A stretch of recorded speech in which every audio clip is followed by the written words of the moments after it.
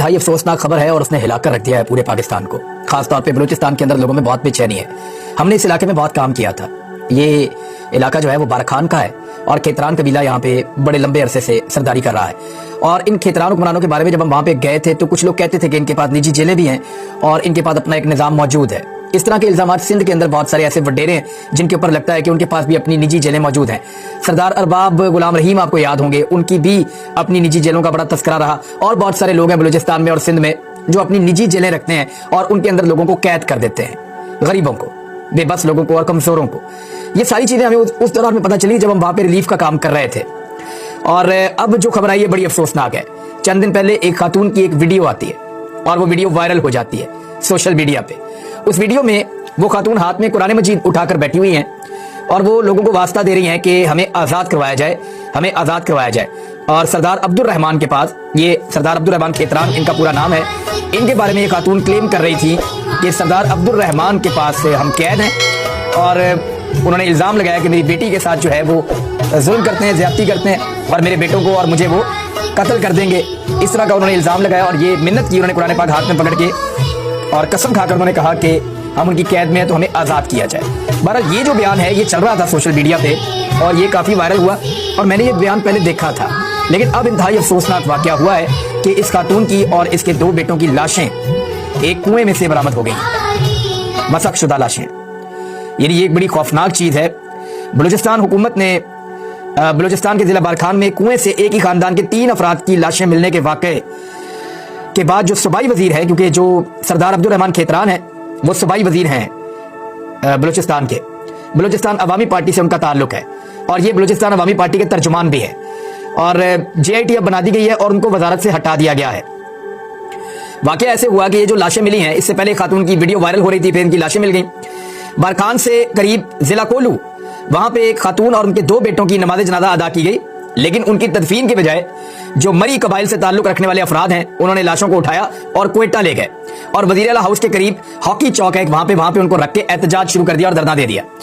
बलूचिस्तान के जिला बारखान में हलाक होने वाली खातून और 2 बच्चों के शौहर, उनका नाम है जी खान मोहम्मद मरी।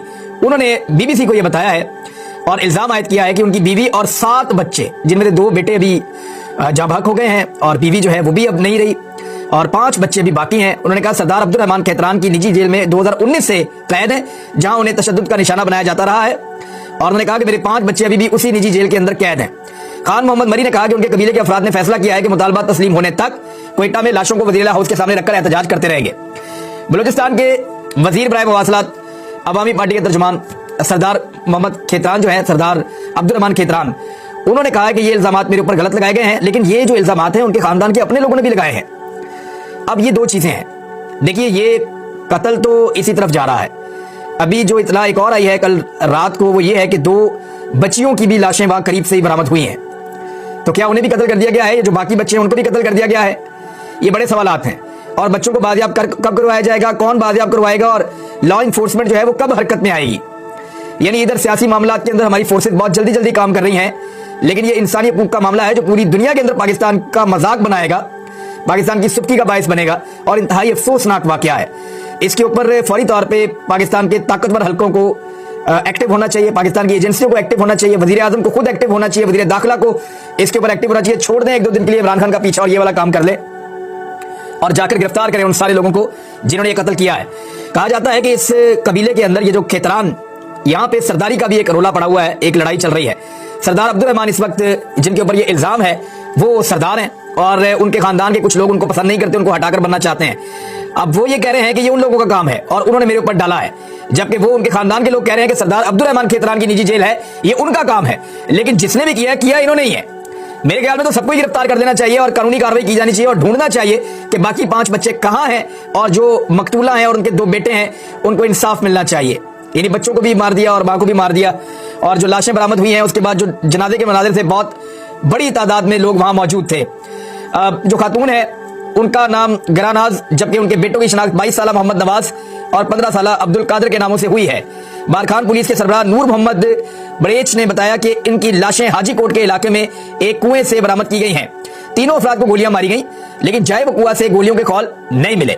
ऐसा लगता है कि तीनों लोगों को पहले कहीं और कत्ल किया गया और फिर उनकी लाशें लाकर यहां इन कुएं के अंदर फेंकी गई हैं और खातून के शौहर खान मोहम्मद मरी ने अपनी बीवी और बेटों की जो तस्वीर शेयर की, उनमें खातून का चेहरा मसा है, यानी खराब किया हुआ है, और चेहरे से इनकी शनाख्त मुमकिन नहीं है। और खान मोहम्मद मरी ने बताया कि हलाक किए जाने वालों में 22 साल मोहम्मद नवाज उनका सबसे बड़ा बेटा था। अब वो ये कह रहे हैं कि मेरे और बच्चे भी हैं, इस वक्त सरदार अब्दुर्रहमान खान केतरान की कैद में हैं। ये बहुत अफसोसनाक और बहुत दिल हिला देने वाली स्टोरी है। यानी ये एक ऐसा जुल्म है जिस पे रोंगटे खड़े हो जाते हैं। जरा दिल पे हाथ रख के सोचें, अगर हमारे आसपास कहीं पे ऐसा हो तो क्या हम सो पाएंगे, या हम इसका तसव्वुर भी कर सकते हैं?